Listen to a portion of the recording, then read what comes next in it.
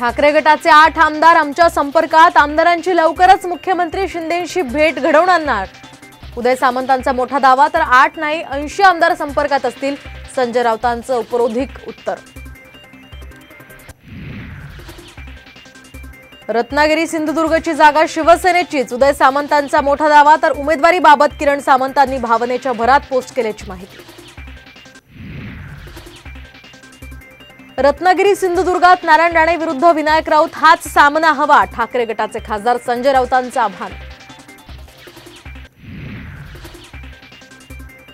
शरद पवार गटाच्या उमेदवारांची आज दुसरी यादी जाहीर होणार, माढा साताऱ्यातून कुणाला संधी याची उत्सुकता शिगेला।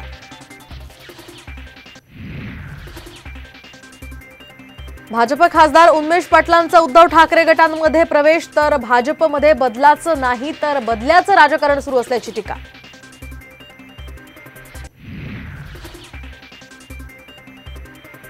बीड लोकसभेसाठी शरद पवार गटाकडून ज्योती मेटेंना उमेदवारी, तर आज अधिकृत घोषणेची शक्यता, साम टीव्हीला सूत्रांची माहिती।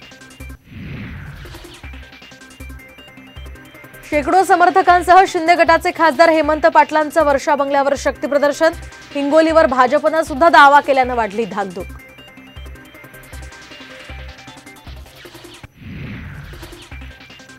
उमेदवारी अर्ज भरण्यासाठी उरले अवघे काहीच तास, मात्र यवतमाळ वाशिम मतदारसंघातून उमेदवार ठरेना, गवळी की राठोड, महायुतीत पेच कायम।